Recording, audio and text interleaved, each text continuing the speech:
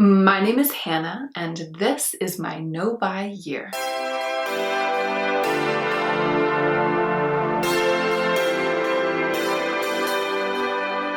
I'd like to introduce a regular Shop My Stash on my channel. So every couple of weeks I'll go into my collection and I'll pull out things that have been languishing, things that I forgot I had, things that I maybe am not brave enough to wear on a daily basis, sort of aspirational makeup items that I really love but don't use enough. And I will bring them together in a little collection and put them front and center on my vanity so that I'll remember to use them either every day or almost every day for a couple of weeks. I'll show you the little collection every time. And in the next Shop My Stash video, I'll start out with brief reviews of the things that I had been using. You guys know what Shop My Stash is, everyday makeup drawer, that kind of thing. As you probably already know, this is my no-buy year, so I can't buy new makeup to review, and I'm trying to really focus on spending time with the collection with which I started the year and getting to know that collection better. But I would still like to review makeup on my channel and let you guys know what items I really love. I'll just be reviewing things that already exist in my collection, things that have been available for a while in the market, rather than reviewing all of the brand new makeup as it comes out and adding to that frenzy to constantly buy new things and to constantly buy repeats of things that we already have. So to kick off this series, I thought I would touch base about the items that I took with me to the artist colony at the beginning of this month. I will put up in the cards the video where I introduced the kind of edited no makeup bag, which were the things that I took with me. And right now I'm going to let you know which things I actually ended up wearing while I was in that retreat setting and which things I completely ignored and probably didn't even need to bring. In the future, when I check back in about the items that I've shopped my stash for, I'll be wearing all of those things on my face. Today I am not wearing the no makeup look that I was sporting at the artist colony, obviously.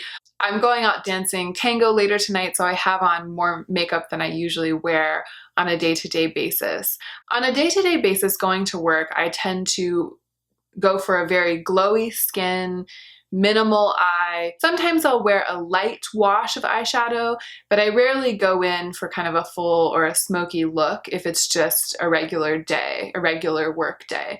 I do like to reach for a bold lip from time to time to spice up my day when it's a regular work day, but for the most part, I'm pretty much kind of either a minimalist or a wearable editorial type of makeup girl. The times when I put on more makeup than that, when I'll put on like an eye look and pick a lip to go with it and kind of really clean up my skin and go for the full highlighted cheek and stuff. I'll do that if I'm going out dancing and it's going to be dark, because I know that in dim lighting, this look will look a lot more subtle than it probably looks to you guys right now. Also, when I'm modeling for my clothing line, which is something I do once a week, I really go full glam with full face of kind of caked on foundation. That full coverage look photographs a lot better than a no makeup skin. So those are the occasions on which I really go ham with my makeup. I don't usually do it, and I don't actually usually do it even to film YouTube videos, although I've noticed that filming a video is an occasion for me to put on a little bit more makeup than I usually wear on a day-to-day basis. Not over the top, but not as minimal as usual. But I was thinking that I might start diversifying a little bit. So I might come on here from time to time in the near future wearing a much more minimal look, something maybe more like what I use for the everyday. And I was thinking I also might start coming on here from time to time in a much more exciting and editorial look. So let me know if you'd like to see me play around with my makeup a little more and get creative. And I promise I am going to figure out how to film demonstrations and start doing that. I just haven't had very much time lately, but it's pretty much the first thing on my list. As soon as I get a full day to mess around with my camera, that's what I'm going to do. So let's get into the meat of the video. Here are all of the things I brought with me to the artist colony. And again, I have a video where I talk about all these things. I'm just going to go through quickly and probably not in order because I'm going to grab things one at a time and just say how well they served me or didn't serve me in that setting. So here's my Shape Tape. I used it pretty much every day. It was one of the only things that I put on my face. I was frequently using either no primer or kind of an oil as a primer, and this really sat well over unprimed or oil primed skin. So I was really shearing it out. It was almost like I was mixing Shape Tape with an oil, and that actually went really well for me. So that was an interesting thing that I learned in that setting. This is too full coverage for the look I was going for there, but I managed to really sheer it out and almost use it as like a sheer base in a way, just to even out my skin tone. I leaned heavily on this product over those 2 weeks. The thing that I thought that I was going to use in that capacity is the Glossier Skin Tint. Didn't use it once. I just used Shape Tape instead. I guess, I don't know why.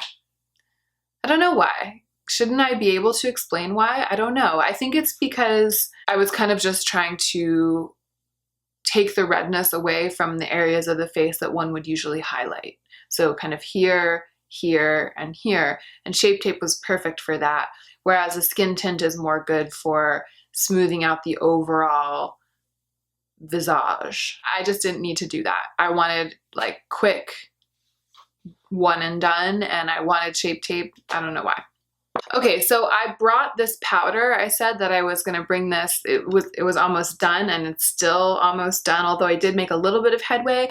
I would say I probably reached for powder maybe 3 or 4 times. It was the times when I was doing something other than just having dinner with the other artists and then going back to my studio to work. So once or twice we went into town.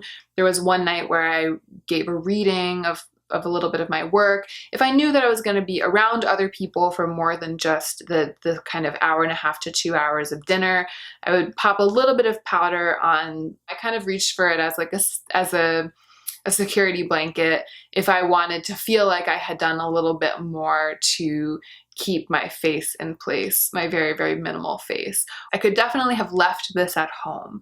So far of all of the things, I'm very glad that I brought Shape Tape. I could definitely have left the Glossier Skin Tint at home. I could definitely have left the Hourglass powder at home. Okay, so this is my favorite subtle highlight. It's the Becca Liquid in Moonstone, and I thought that I would want to wear this every day. The only other highlighting product that I brought was my Nars Bord de Plage highlighting palette. I thought that I would wear this every day and that I would maybe never reach for this. But this is really interesting, and here's why I like this kind of experiment. I reached for this on the first day, and then by the second day it just felt like such a pain in the butt to dab in and buff out a cream product when I could easily just reach for a powder and a brush and it would be done. Here's how my mornings were. I would wake up in my bedroom, I would get dressed and fix up my face as fast as I possibly could. It was like wake up, skincare, little bit of makeup, and then I would run to the kitchen, grab a couple hard-boiled eggs, and as early as possible I would be in my studio writing. When I woke up in the morning, I wanted the time between my waking and my writing to be as short as possible.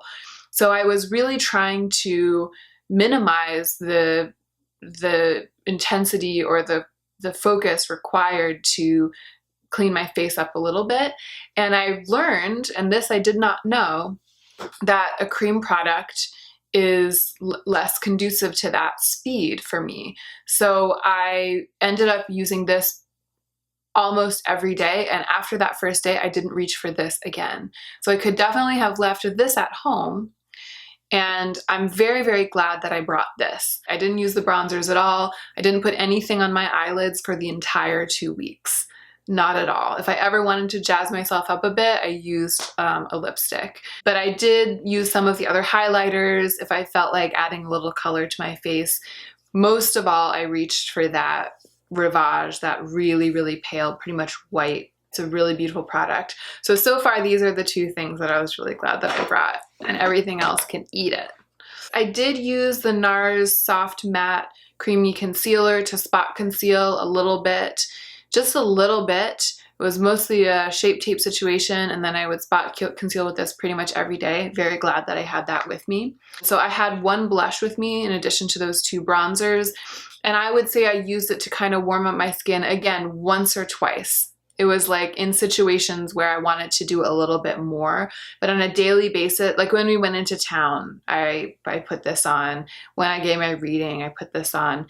But I honestly could have left this. I didn't need this blush with me. I brought my one twist up eyeliner because I didn't want to bring a sharpener, but I didn't use it to line my eyes once. However, I did use it to define the mole that I have on my cheek. I have this sort of flesh colored mole, this dot right here. It's not exactly the same color as my skin. When I'm wearing no makeup, you can really tell that it is a mole and not a blemish. But if I put any kind of concealer or foundation or even highlighter, honestly, over it, it's so close to the color of my skin that it just disappears, but it's a little bit three-dimensional, so it ends up looking kind of like a blemish. And especially because I'm blemish prone, I really don't like that. And I kind of like the placement of that mole. Usually what I do is I'll put on concealer, then foundation if I'm using any. Then I will dot a little bit of, usually I use a brown eyeliner or an eyebrow pencil onto that mole. Then I'll highlight over it so you can still see the color through it, but it looks like it's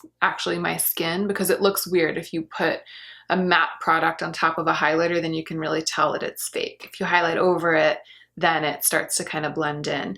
But the funny thing about this is the burgundy color. It's like a slightly reddish color, but it was all I had. And I tried using it on the first day, and I actually really like how it looks. I've continued to use it because there's something sort of natural about that. Some moles have a bit of a reddish tinge. I think that the fact that it's not just brown isn't really very noticeable unless you get up super close. It's as good as a brown for that purpose. And I use this every day. I'm very glad that I brought it. The two mascaras that I took with me, this one is done. My Lash Paradise in brown is done. It's a sad day because I have a number of black mascaras that I need to get through now. I don't anticipate buying a brown mascara, even though I love it for every day. I've realized as I've moved through my mascaras, as they start to dry up, I've realized that I can get by without a brown one, but I can't get by without a black one, because when I do dramatic eye looks like the one that I have on now, they really, really require a black mascara. And I'm okay with a black for every day. It's fine. Sometimes I would prefer a brown, but if I have to choose just one, and I am going to get there, I'm going to get into a situation where I am only allowed to purchase one, it's going to be a black. It's going to be the most dramatic, lengthening, volumizing black that I can find, because that is what I sometimes definitely feel like I need. And that is a thing that I can use all the rest of the time. It's the most versatile. So sadly, a repurchase of Lash Paradise in Blackest Brown, which is one of my favorite mascaras, is gonna have to wait for 2019. And the other one that I brought, the Marc Jacobs Velvet Noir, it's still going strong. It's nice and wet. I really don't like it. I find it's lengthening, but it's not volumizing, and volume is really important to me in a mascara. So I'll keep using this, but I found that it kind of caused my lashes to clump together. They'd get longer and longer the more I brushed it on, but they would stay spidery, and that's not my look. I like this really thick, I'm wearing Superhero Stretch today. I like the really, really thick, fluffy, and long look for a mascara. So Velvet Noir let me down a little bit. Lash Paradise lengthened its last lash. They were both fine. Like I didn't have a great mascara with me basically, and that was totally fine. Let's see what else. Oh, there was one thing I forgot when it came to base. It's this green color corrector. And I use this almost every day at home because I frequently wake up with my face looking redder than my neck, and I want to kind of balance it out. At the residency, I still would wake up with a bit of a ruddy complexion some days, but I ended up just skipping this step almost the entire time. I could have left this at home, which is really interesting because this is something I use almost every day at home. Color correcting is a part of my everyday makeup, no makeup that if I'm really trying to take an edited kit, I could skip. The eyebrow gel, my Givenchy eyebrow gel, I used it every day at home. I used it every day while I was there, and that was great. I didn't fill my brows in once though. I had taken this Anastasia Dip Brow Pomade with me, and I actually dyed my eyebrows the night before I went, and they were really dark for the first week or so, and then they started to become a little bit more natural looking. This was definitely not necessary. I think my brows, 2 weeks is the minimum for how long they can go after they're freshly dyed without any product besides a gel. It's only in the past day or two that I've started filling them in with anything, and I've been home for 5 days now. So I could have easily left this at home. Very glad that I had the gel with me. I used the Bite Beauty Agave Lip Mask a lot while I was there. I used the Fenty Beauty Gloss Balm a lot. I reached for this almost on a daily basis just to give my lips a little nourishment. I slept with this on every night. I was really glad that I had both of these. And then actually I only have one of the 3 lipsticks that I took with me here in front of me. I'm sorry, I don't know where the red one is, but this is the Infinite Lip Cloud from EM Cosmetics. This is in the color Rose Nude. I also had Crimson Red that I brought with me, and I also had the Bite Beauty Matte Lip Cream in Glacé. And of the 3, this is the one that I didn't really need, because this and Glacé are so similar to each other, and Glacé is a little more moisturizing and natural on the lips. So on the couple of occasions when I wanted to have a little bit of color on my lips that wasn't red, that was what I reached for. So I'm gonna put this in the didn't need it pile.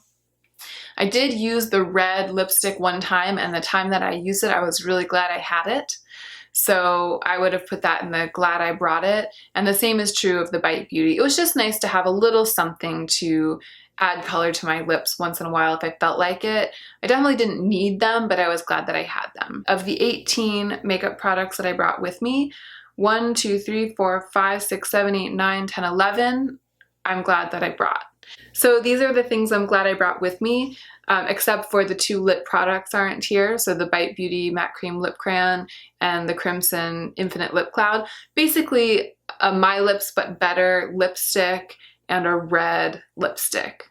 Those plus these are the things that I would bring again. And now that I know that, the next time that I go home for the holidays or the next time I go to an artist colony, I do have another residency coming up in May, and now I know that I can bring an even more edited bag with me, and I'm really glad that I was able to discover that through this experience of making these videos and telling you guys about all of my decision making. So let's talk about the things I shopped my stash for that I'm going to be using more conscientiously and more frequently over the next couple of weeks. I don't really have a schedule for this. It would be cool to do this on a weekly basis, but I think I can only do that if I add in a 3rd upload every week, and right now I'm not sure that I have time for that. So I've been thinking about adding a Friday upload in. I might experiment with it maybe next week or the week after, maybe for a couple of weeks, and see if it works, and if it doesn't, I'll have to go back. But I was thinking for this series, I would just kind of use these products until I feel like I have enough to say about them, and then I'll shoot the new video and I'll shop my stash again, and I'll review these products and I'll show you the new products, and it'll just kind of be staggered. It'll just be whenever I feel like I'm ready. So I hope that's okay.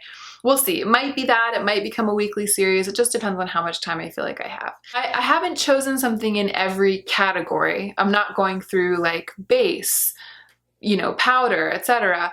because I don't have a bunch of products in every category. I don't have that many base products. I only have a couple of concealers. I only have 1 or 2 foundations, and I don't wear foundation every day, and I don't wear powder every day. You know what I'm saying? So I've just picked things randomly, and there are even some doubles of categories. I looked over my whole collection and I started grabbing out things that I was like, oh yeah, I really want to use that more. So it's a little bit disorganized. I hope you can forgive me. The first thing that I picked out, the thing that I reached for right away, that I automatically was like, this does not get enough love, I really want to spend more time with this, is the Jaclyn Hill Morphe palette. The reason this hasn't been getting love is twofold. One is because I cannot get enough of my Colourpop pressed powder shadows, the ones in my Z palette that I built out of dismantling a couple of Colourpop palettes. I reach for that almost all the time. I love the way those shadows perform. I love that palette, but I end up doing almost the same eye look every time. So I was like, not only do I need to shake up my eye looks, but I need to give these shadows a rest. I have a lot of other palettes. I'm gonna start using the Jaclyn Hill palette. It's actually what I have in my eyes right now.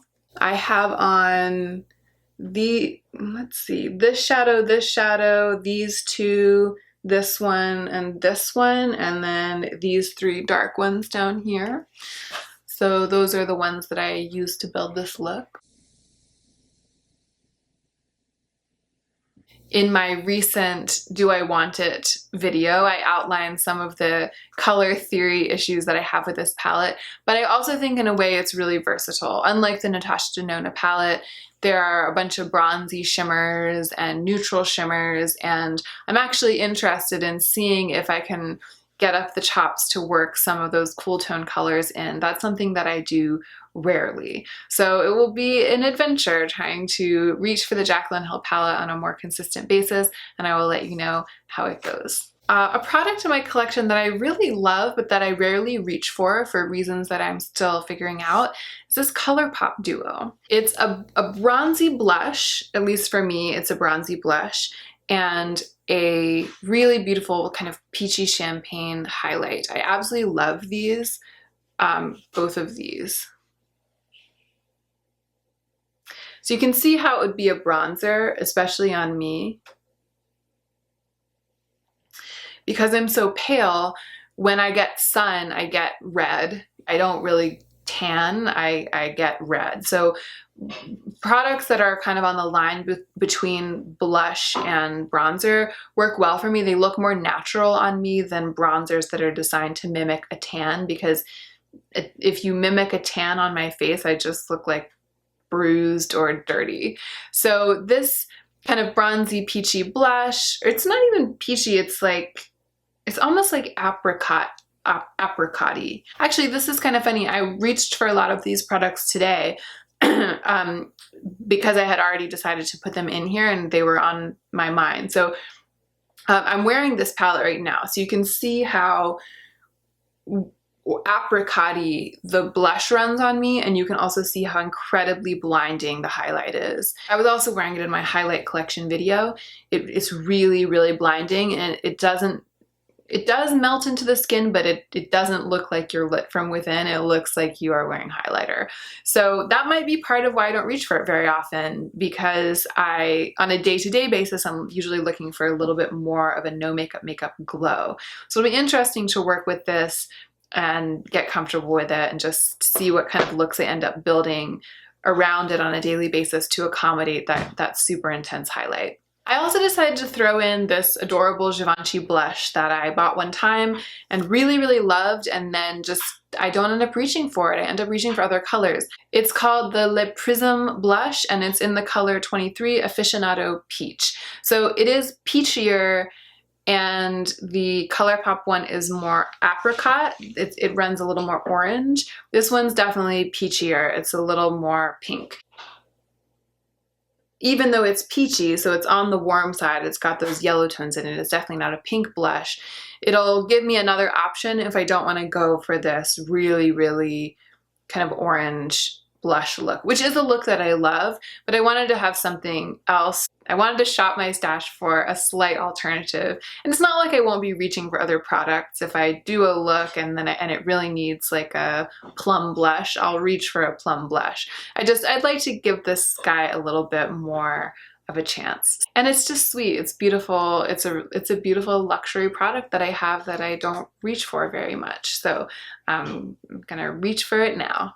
I have this basically sample size of the Tardis Pro Glow. I almost never reach for it because it's like a really sheared out micro glitter. That's kind of all it is. It's like a sheared out micro glitter in a suspension. The first time I used it, I was like, it's like both not enough and too much. But I just want to give it another try. It's also a really tiny tube, and I could probably use it up if I really was determined to, and that would be nice because then I would feel I could put it in my empties and I would feel like I was really moving through my product.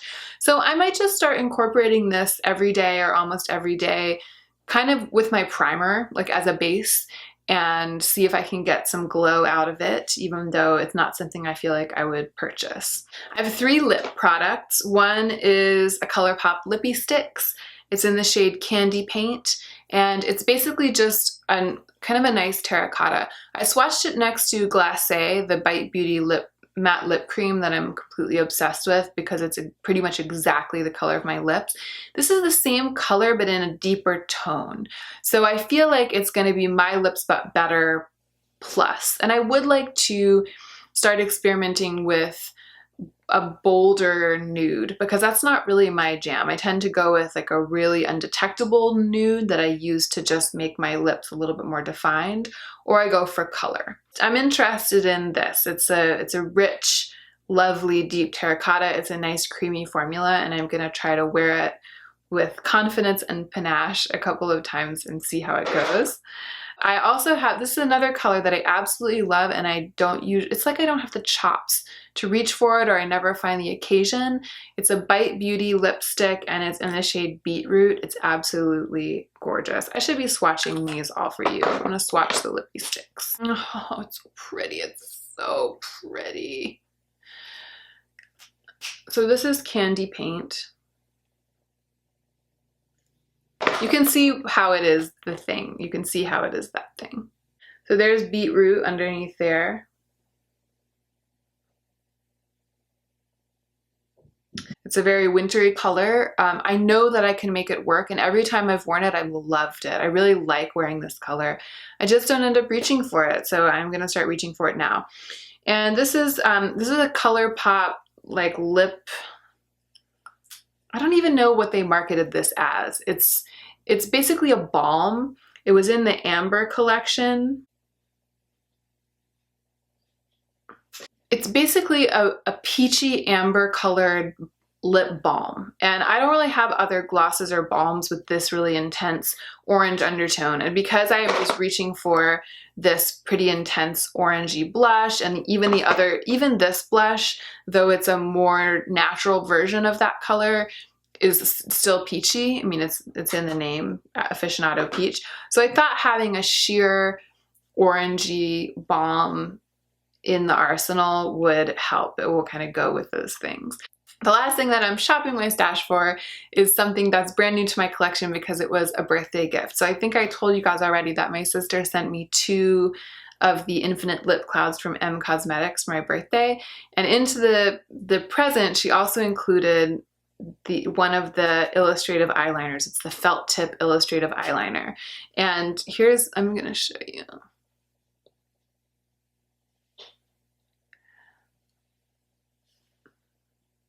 It's really nice, and I even used it a little bit today. I kind of smudged it out with some shadow. I didn't use it to create a wing. I rarely do that unless I'm wearing a bare eye with just a wing.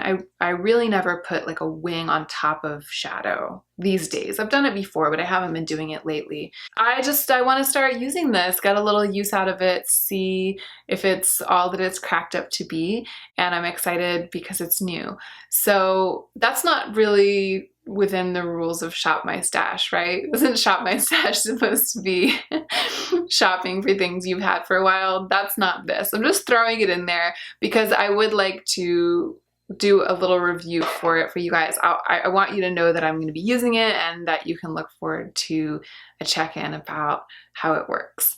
So it's just 8 little products I'm going to be putting front and center in my vanity and using them, and hopefully it'll just be a week or 2 before I check in and kind of let you know how it went with them. Let me know what you guys have been using lately. If you have been shopping your stash, or if you have an everyday makeup drawer, or if you just have a handful of things that you realize you've been reaching for over and over again lately.